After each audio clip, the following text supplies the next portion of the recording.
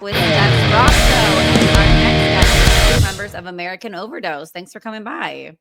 Hell yeah. Thanks for Thanks for having having us. us. Of course. So I'm American and I've overdosed. So I like the name of the band already. I fit in. Why did you guys choose that name?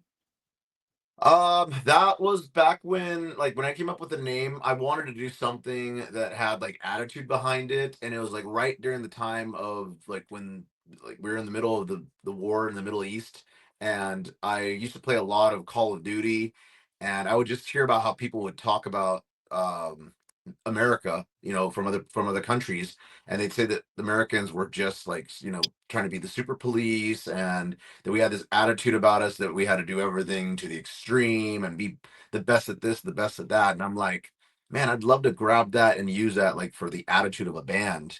Yeah. Use the name American. And then I started putting it together with different types of words, and then the word overdose came to mind. I'm like, American Overdose. That sounds kind of cool. And I looked it up on Google. There was no bands whatsoever that had the name. And then I'm like, well, I want to do new metal music, and there's always misspellings and all that. So let's misspell it on purpose. So it's So kind of that's what I what did. just like a new metal vibe to misspell American was it Yeah, wasn't taken already. it wasn't. Well, the original way was the correct way of spelling. It wasn't taken, but Yeah. neither was the weird way that we ended up doing it. So I love that it was an original name that no one else had, not even a small band. I googled it, I looked everywhere, It and stands out. yeah. So You know what I really dig? The Genie in the Bottle cover. How uh whose idea was that? well, I wanted to do something that was from the '90s, like a pop song. I didn't want to just grab some metal song and just cover it like any a lot of bands do nowadays. So I wanted to grab something from the '90s, since the '90s right now is like a big deal, like the music, Yeah. the trends, and all that stuff. And I'm like, let's grab a pop song. So I sent a list of popular songs from the late '90s to our producer, and he kind of went through each one of them, and he's like, nope, not this one, and this is why. Not this one, this is why. Maybe this one because of this. And Genie in the Bottle was the one that really stood out to him, and he's like, I think we can do something with this. So I'm like, I always kind of heard that song as like when I saw the video, it felt like it had a dark vibe to it. Yeah. So it made sense. I know, I get that. I like the 90s is coming back, and I'm banging guys from the 90s. They think it's cool that I've interviewed bands from the 90s, so it's just really neat that it's all, like, full circle. Oh yeah. Okay, so wait, you guys are from Portland, Oregon? Yep. Sort of. Okay. Has anyone Sort touched of, yeah. fentanyl or been around fentanyl? No. And not anymore. No. We're older now, but back in our day, we messed around with a lot of partying and shit. Not like hard drugs like that or anything, but I'm a I just clean feel guy. like I only ever drink. okay, Portland was so wild. I went there in 2019 last, and I thought California had a homeless and drug problem. At least in downtown Portland, it was just out of control. I mean, tents everywhere.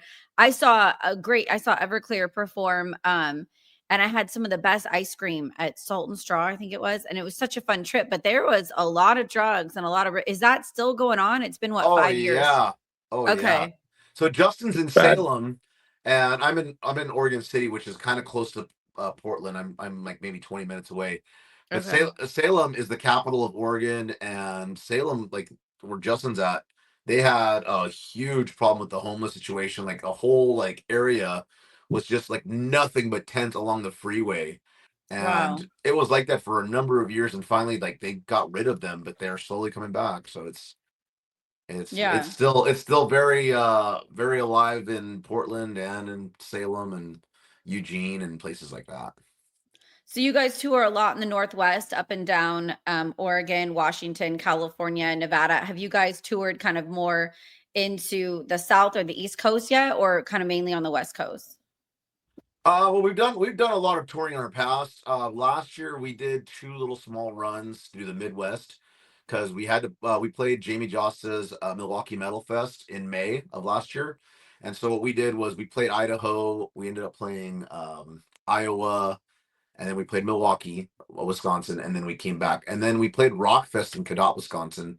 So we made that like a 14-day trip, and we played Colorado, we played Illinois, we played uh, Vegas. Vegas, That's over Missouri. here though. But yeah. Yeah, yeah. So we've it seems like we've ended up a lot in the Midwest versus actually like going down south. We have toured in the past, like on the East Coast. We did a Mushroom Head tour in 2015 where we hit like a lot of the Midwest and a lot of the East Coast and down south to Texas and all that. We haven't really touched California much, to be honest with you. Like we want to do Oh, that. you need to We come to want to do that. Sacramento and let me know when you come to Sacramento. Yes, we do. We've been talking about that. Maybe this summer we can hit it up for a couple of dates. Like we've been in talks with the people at the Whiskey, trying to get Yeah. something lined up and whatnot. But we would want to do some shows coming down from Portland, and Sacramento's definitely on the list. We played Yeah. Sacramento way back in like 2000. I want to say 2010. We played this place Oh, called wow. the Fire Escape or the Fire something, the Fire Lounge. I forget what the name I was living was. in Hollywood then, so it's funny. I've been here now for 10 years, but yeah, that's when I was in LA. Now though, you'd want to do like Goldfield or Ace of Spades, or Harlow's. Like there's a lot of cool little venues up here. I've heard of Ace of Spades. That's one of the popular ones over there for sure. Tomorrow I'm hosting Steel Panther there, so I'm really excited. I love those Oh, boys. nice. They're always a They good were just time. Oh, here. yeah. They were here last night or 2 days ago. They're in Salem. Yeah, they're making their way Badass. down. Yeah, I Yeah. used, man, I partied with them in 2009 at the Viper Room. So Damn. it's been a long relationship with They them. put on Yeah. such a good show too. They're so entertaining to watch. They're so talented. That's what, like, they're Oh, funny, but they have the ability Satchel's to be funny amazing. because they're so good. Yeah. Yeah. Satchel. I know. I love it. Yeah, I've Or seen him 5 times. This is like the first time I didn't go see him, but I was gonna go by myself. No one wanted to go. I'm like, screw it. It's a work night. Oh, no. sick So I invite, Justin. started flashing my boobs in 2009 at the Viper Room, and then I flashed every Metal Monday in Hollywood for like 4 years at the Key Club before it closed on Sunset. So I was like starting the movement. I was getting porn stars up on stage with me to get naked, and I'm like, I've known those guys forever, and That's they're really badass. good guys. They're actually like family guys that are really like Yeah, wholesome I've and read that. sweet. That's crazy. That's Um, wild to think. so I dig the mask. I'm a huge Slipknot fan. I dated Joey Jordison for 2 years before he passed away. So I've always like loved the mask. Whose idea was it to wear masks, and what are some of the issues you guys have come across performing in them? So when I started the band back in like 2009, I always liked the theatrics, and I always wanted to do something like where we put on a performance. And Slipknot, Mudvayne, those are some of my favorite bands of all time. They're the ones that actually got me into playing music. Nice. I like to see when I go see a band, I like to see a performance. I like to have the theatrics. I like to have an image and all that to it. Challenges, you just said it right now. Slipknot, we get compared to Slipknot all the time, and it's like, yes, they're an influence, but we're not trying to be Slipknot. Like, when was the last time Slipknot covered, a Katy Perry song that we have, or Genie in the Bottle, or like Slipknot takes themselves very serious, which is awesome, and I respect that. We, on the other hand, we're kind of like, we like the dark side of things, but we also like to just like, we grew up on, Jackass, Beavis and Butthead, South Park, Yeah. Simpsons, that kind of stuff. So we like to bring the humor into not just like, the music stuff, because I would say our music is a little bit more serious, but we like when we do, videos and we post them out there and we're posting online and whatnot, we like to bring the comedy to it and make people laugh and entertain in any way that we can. So I always tell people, listen to the music, look beyond the masks. Because if we were out there and I was out there wearing my Bad Omens shirt and I was in my, camo shorts, I'd look like every other metalhead out there. And is that what you want to see? Is like 5 bands looking the same way? Like, you know what I mean? So Yeah. that's one of the issues that we face.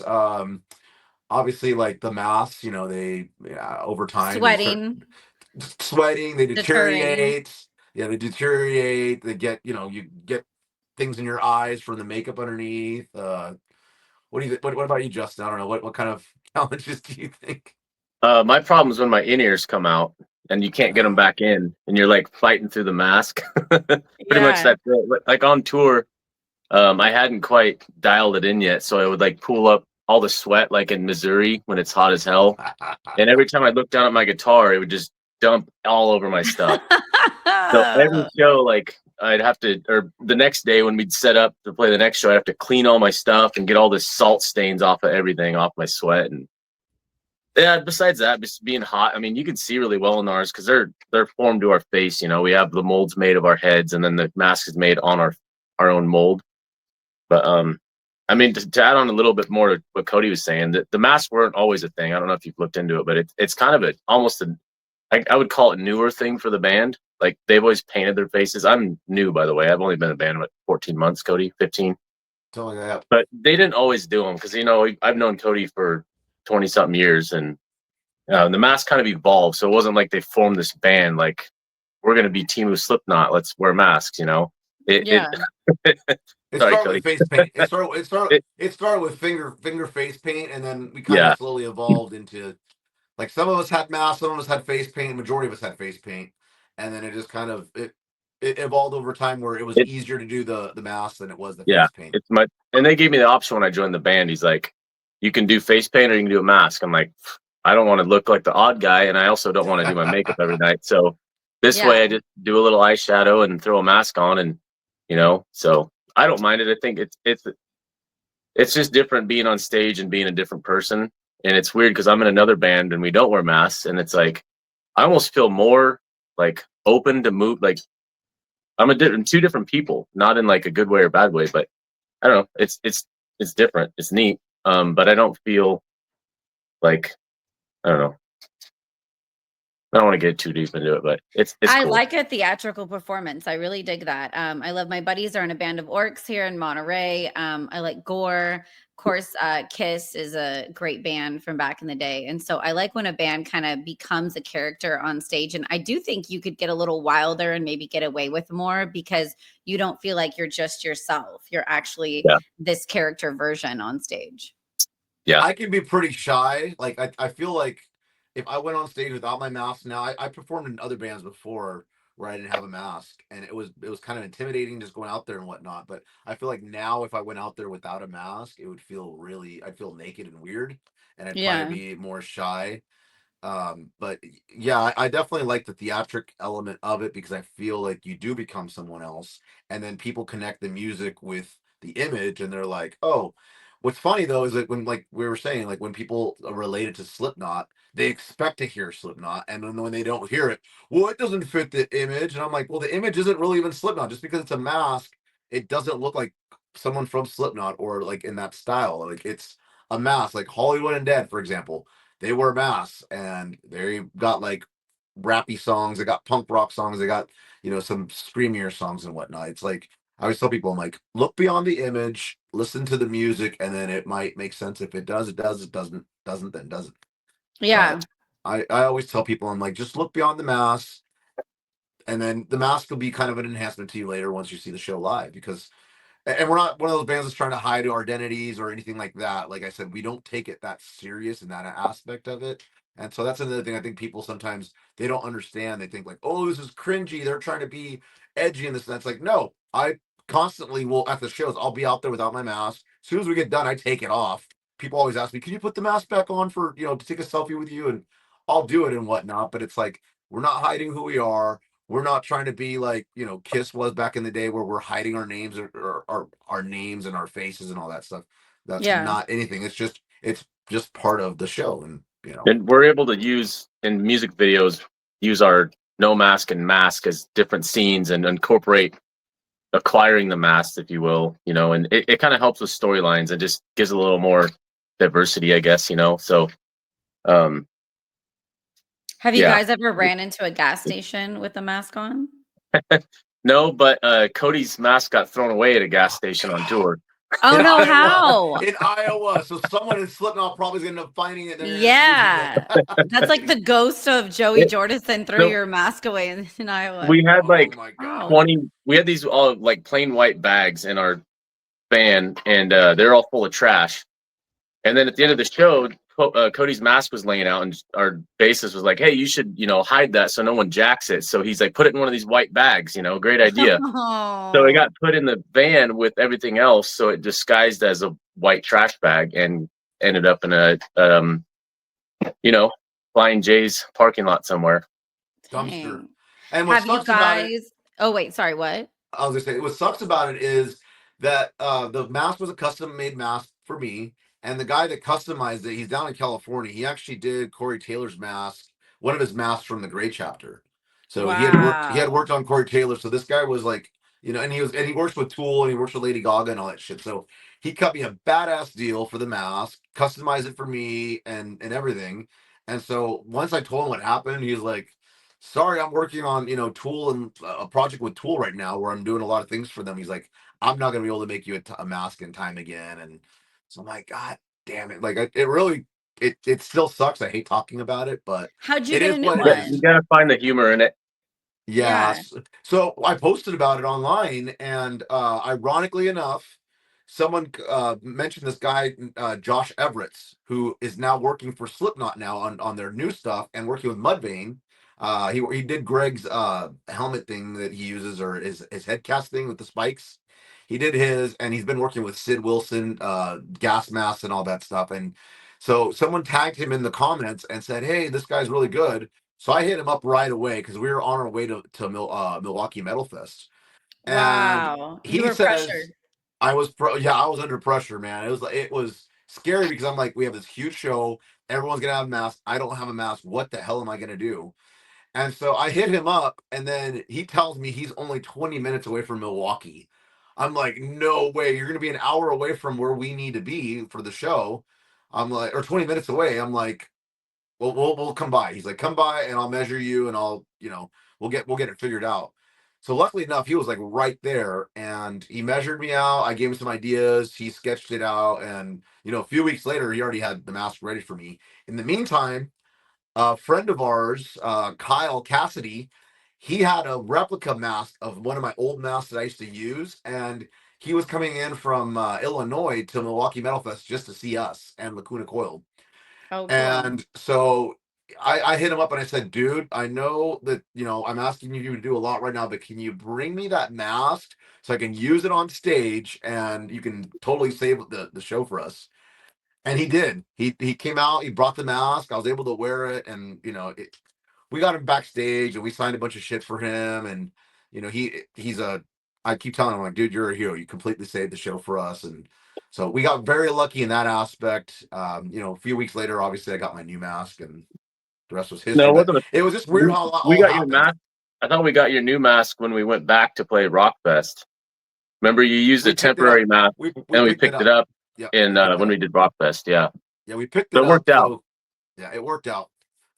I But love Lacuna Coil. I've had them by a couple times. They're going to come back on for Aftershock. That's our big Aftershock Music Festival 2025 in Sacramento. You guys got to play it one year because that is our Super Bowl I locally. I'd would love to. love to. I would love to. We've been getting tagged on it, and we comment on it that we want to play. And I don't know if you saw, but we're working with Johnny Santos from Spineshank. He's producing Oh, our sick. album, and they're playing Aftershock. So I'm like, I was thinking about driving down for Sunday because Sunday's the big day. Like Sunday, I Manson, like lost my Manson's shit. playing. I have my Manson shirt. I have Motionless and Wide. I love Hinder and Crossfade because I'm old. Yes. All of this shit that I love and I dig, and I'm just like in this moment, huge Maria Brink fan, and so I'm supposed to be interviewing every day, and I think I might be naughty and not interview Sunday and just be in the crowd the whole time enjoying it Be a because fangirl. Yes. yes, yeah, I'm still a fangirl for sure. And Hell then okay, yeah. wait, so the mask. Have you guys ever had sex in the mask? Yes.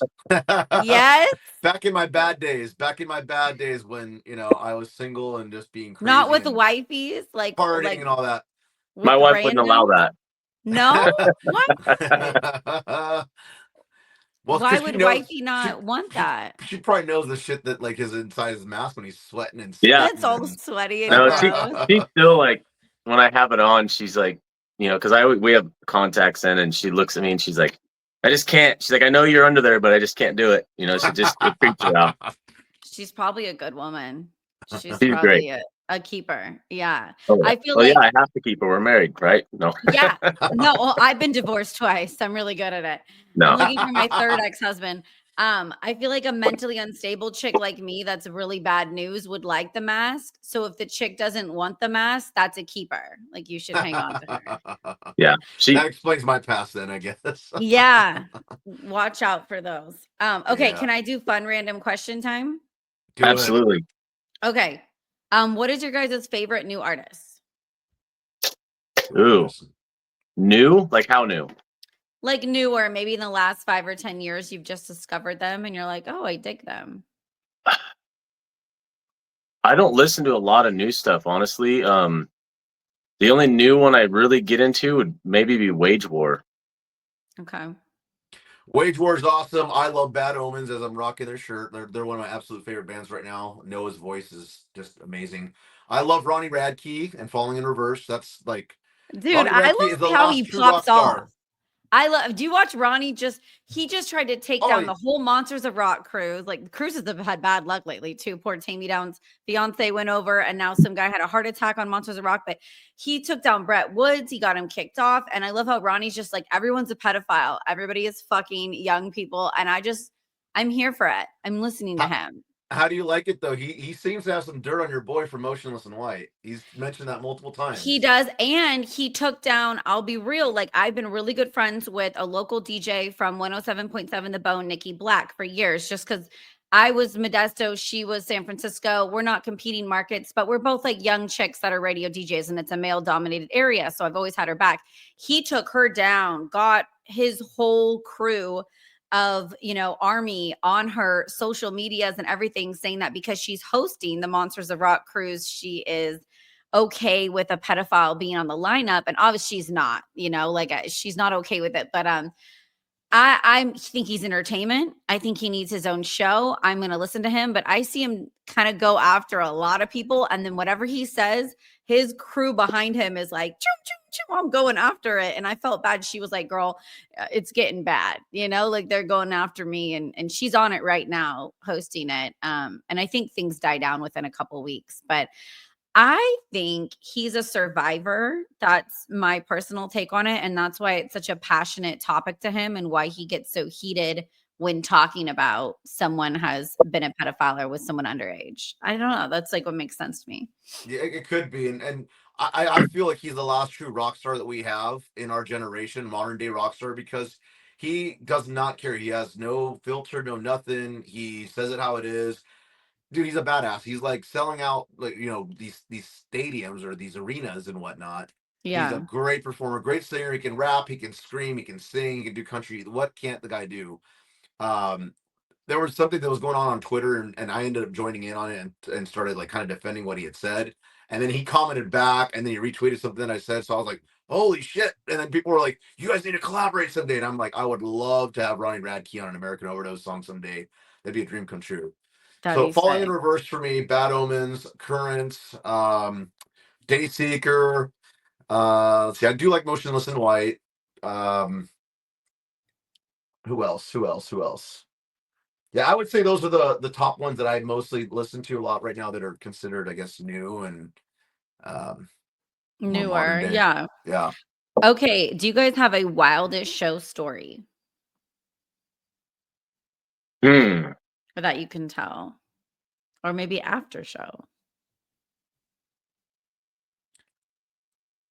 We played Rockfest in Portland one time, and we did everything we weren't supposed to do. Like, so on the lineup, it was Corn, it was Five Finger Death Punch, All That Remains, and all that. And we were like one of the openers in the beginning of the festival. And we went out there. We bought two big cow hearts from a butcher down the road from the venue.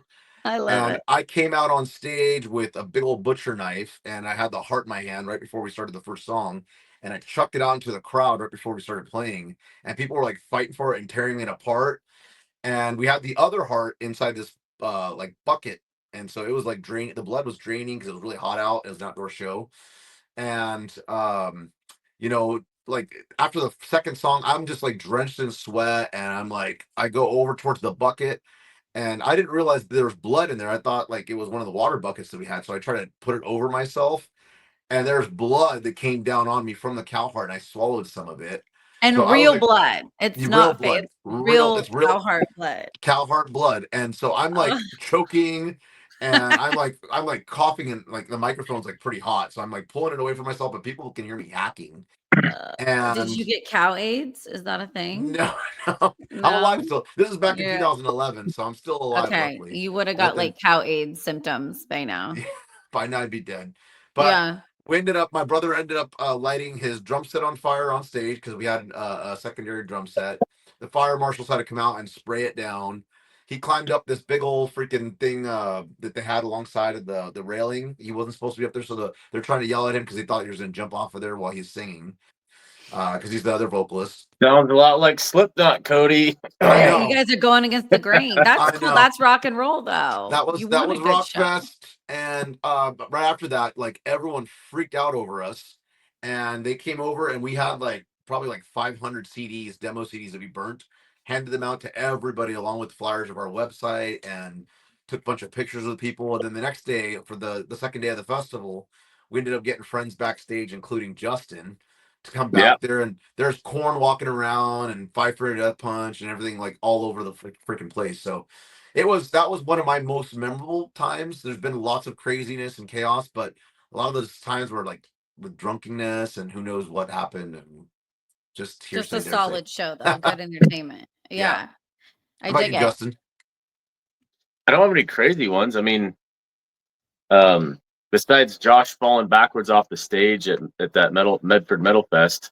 Tell We're that Like, like, what one. did he fall Tell on? that one. Tell that so one. I'm just playing. I'm like, it was my second show with the band. This was a year ago, and I'm doing my thing, and Josh, our bass player, comes up to me, and he's got his shirt off, his mask is off, and he's just staring at me like out of it. And I'm like, what? I don't even know what's going on right now. Well, it turns out like someone threw his like gig bag or something on stage, and he walked backwards and hit it. And the stage was like out in the middle of a big, huge parking lot. And he just fell backwards and knocked his amp over the back and landed on his head. And our lights all fell down off the back of the stage. And he was just like, he had a concussion because he was out of it. And he's walking around like looking at us like doesn't even know what's going on. And I didn't know what the hell happened. I guess he chugged a half a fifth of whiskey on stage like right before that. So who knows? Drinking with a concussion. That sounds like a good night. Yeah. And what ended up happening is I was sober, and I jumped over towards the front of the stage, and they have these speakers that you could kind of stand on. You weren't supposed to stand on them, but I was standing on them anyways. And there was this gap between one speaker and the other speaker. So I'm like rocking out, and I'm in people's faces yelling. And I went too far to the right, and there's video footage of this on YouTube, I think, where I completely fell through the crack of the speakers, but I caught myself with my elbows, and luckily I didn't fall down because I would have seriously hurt myself falling down like the way that I did. But I caught myself with my arms sticking out, and luckily you could see me pop right. I fell as quickly as I fell down. I popped right up and didn't miss a beat. But it was one of those shows that we look back and we laugh and we're like, God, that was such a shit show. But like, it's funny to look back at and laugh about it because there was lots of footage out there. We were the headliner of the show, and it was dark, and they invested a bunch of money on the lights and all that whatnot that they had there. And afterwards, now anytime that we fuck up, we're like, well, at least it wasn't Medford Metal Fest fucked up, like when we fuck up a song or something. Yeah, that was on a whole nother level. That's our new comparison. Yeah.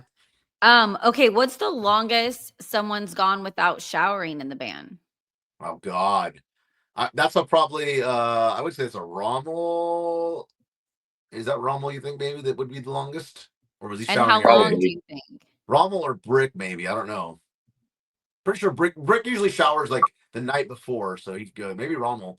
I don't know. I would say like a better question is how many fucking beers he drank on the road while we're driving, and how many cans of I beer. probably go longer without showers at home than I do on tour because Cody's nice enough to make sure we have hotels every night. So, you're sweating your ass off on stage. First thing you want to do is take a shower.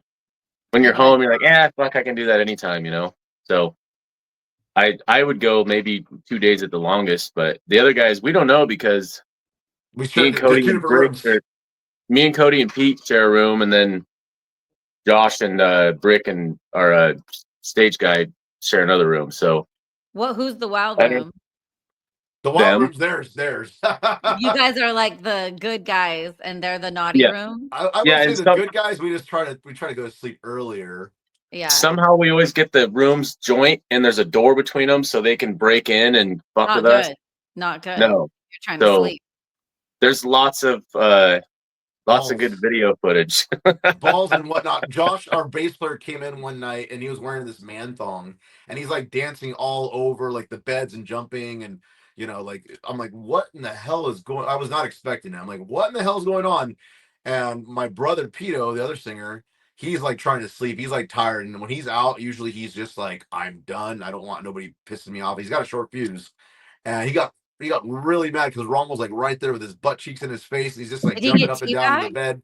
He didn't get teabagged, but close. He probably could Okay. have smelt him from the way he was bouncing on him and all that. But I loved though, like CKY, and you guys mentioned Jackass earlier, like all those prank videos growing up on MTV. And I used to have a big camcorder, and me and my bros would go around and try to prank people and play jokes. Like we need more shows like that out we now. do that. So on our YouTube, we post a lot of we mess with each other a lot because that's all you can really like do between like when you're not on stage and you have all this time to kill. And Yeah. even like at practices and all that, like we like to mess with each other a lot and have Well, fun. You know, like you're in a band, you gotta have fun, and it builds the camaraderie. And we we're have all that we one video of Josh when he came in, and I just got out of the shower, and I heard through the door Josh just whispering something like, I heard goat. I don't know if you remember Shenanigans, the movie. They give the Yeah. goat where you bend over, tuck your balls and dick through your back. And I heard something, and I'm like, so I put my phone up and started filming, and I got a wet towel and got it ready because I knew Cody was sitting out there filming. And I come out of the bathroom and look around, and Josh is in the corner with the goat. And I just did the old locker room whip, and right on his ball sack, it was right a on his ball bullseye. sack. It was a bullseye. A Yeah, he hit it. bullseye, He dude. That's jumped. rough. He jumped head first, like he went forward and whatnot. Like, and I'm the instigator, of course. So I always got the camera because I'm like, I got to get that money shot where it's gonna go viral. And actually, one of our videos when we were on the road went viral. Like, it got like 3 million views or something, and it was the dumbest thing ever. We were playing That's in what goes Colorado. viral, though. I Yeah. it makes me mad because like we'll put all this effort into like putting something out, and it's like, Dude, oh, I will interview these bands like you that are really talented that I love to death. It goes whatever. If I fucking have my tits pushed up and I lip sync to something stupid, that's what blows up. And I'm like, why is it that? makes sense. I Sex don't sells. like Short that. attention span. Yes. And that's what gets people to the channel though. And then they'll go, oh, you interview bands. And I'm like, yeah, I don't just fucking lip sync and a push up bra, but that's the shit that. Have you guys heard of the quail egg? Like doing the quail egg at the bar? No. That's been the goat just reminding me of it. So the weirdest pickup that I had at the bar was a guy came up to my ear and went like, and I turn over and he's got his balls pushed up in the cup of his hand on the top of his pants. And he goes, would you like to pet my baby quail eggs? And I was Oh just like, my the god! fucking effort blew me away. Like I fell in love a little bit, like I didn't have sex with him, but I had a beer and I talked to him because I'm like, that's ballsy. Josh does that. He pulls one nut up over his belt loop or out of his pants, and then he'll cue us like, "Hey, do it," and we'll be like, "Hey, man, how's your tumor doing?" And man, like it's really bad. Like they're hoping it's not cancerous and blah blah blah. And like girls are like, "Oh my god, what? Are you serious?" Like, yeah, like can we see it? He's like, "No, you don't want to see it. No, no, no." And you try to talk him out of it. The more you do that, the more they want to see it. Yeah. So finally, I lift his shirt up and his nuts sticking out, and so many girls want to poke it. We've had girls lick it. Like it gets wild. Okay. He also likes to grab his ball sack and he'll stretch it over like the top of a beer can, and then he'll start drumming on it. I think we're going That is too so far, much Cody. talent. No, there's no such thing as going too far. I'm impressed. I'm really impressed. Okay, do you guys listen to music on Spotify or Apple Music? Apple. Spotify. Oh, okay. A little bit of both. And I hate Two Apple. different. Yeah. I like Apple because it puts all your albums in the artist, and Spotify just doesn't organize shit right. I don't like it. I don't like all the advertisements on Spotify. Like, I don't care about your shit. I want to go to the artist that I saved and listen to that. It's just personal preference, but Yeah. I miss Google Play Music. You know, You it's could have funny. your. I'm also still on YouTube, like listening to music. Like I'm so old. That's where I started. I like to watch videos on there, but I just now, like maybe 2-3 weeks ago, I finally gave in and I did a subscription with Spotify.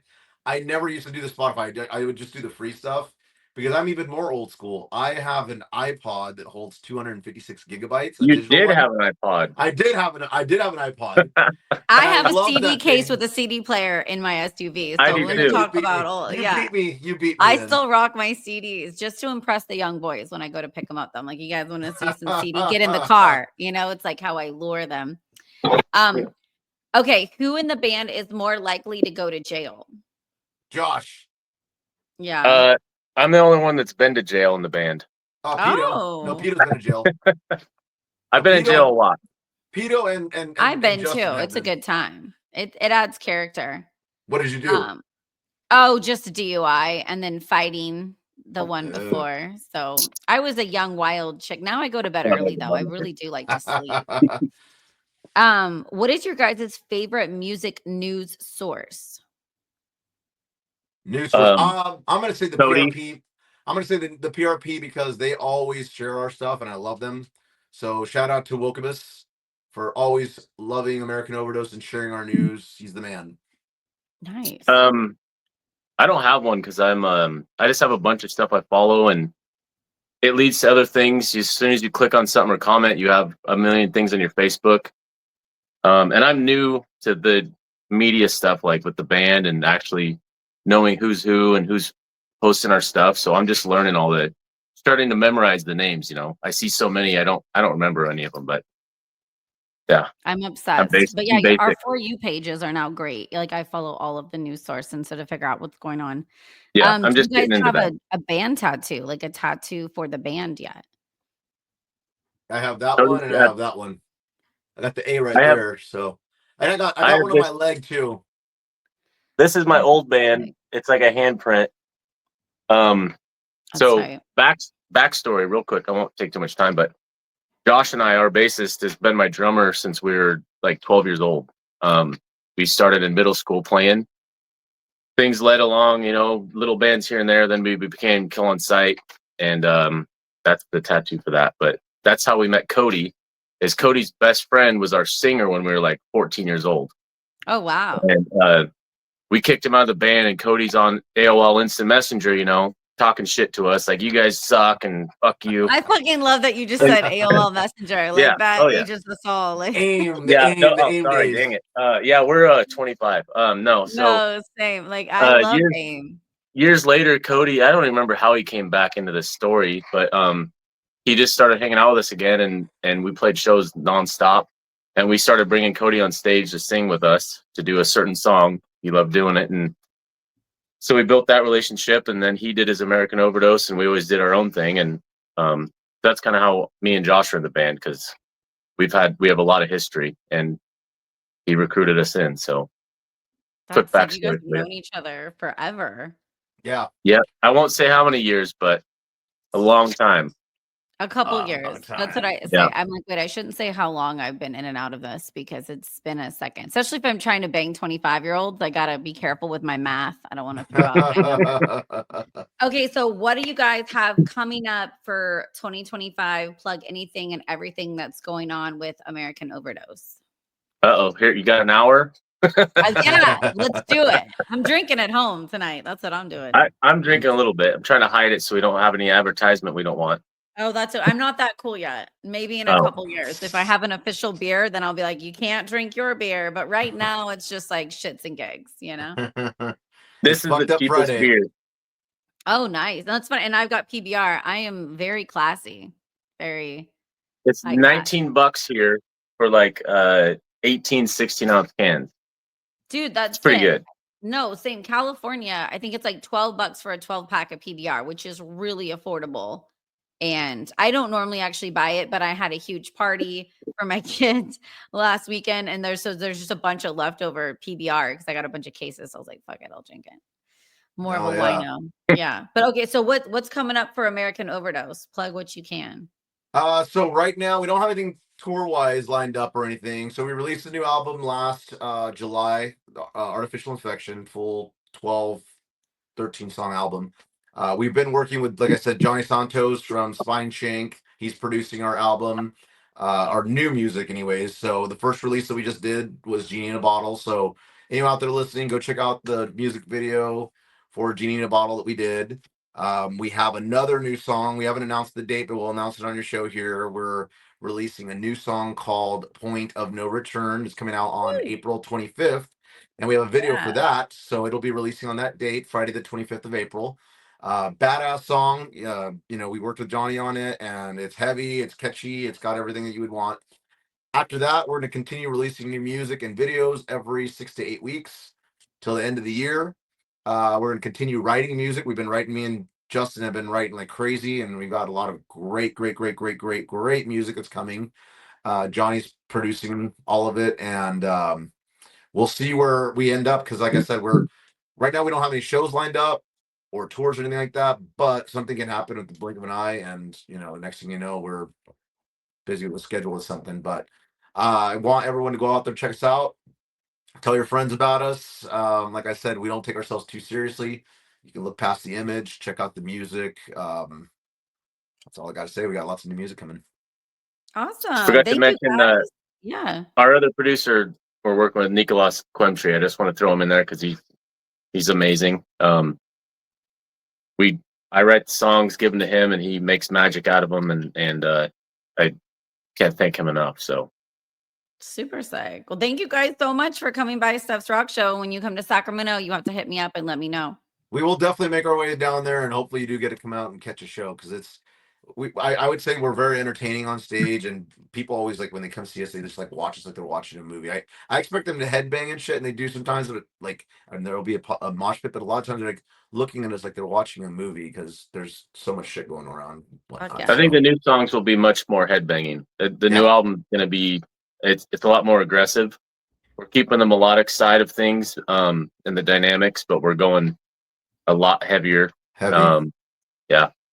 Little different style. With me writing music, I'm like more of a thrash guitar player in my history. So I'm trying to mold my thrash past into what they've already been doing without making it change too much, just evolve. And so it's a little difficult, but so far it's working out. Bring some heavy. It's sounding great. Sounding great. Yeah. I'm stoked. Well, thanks so much, guys. Thanks for having us, Steph. Thank you.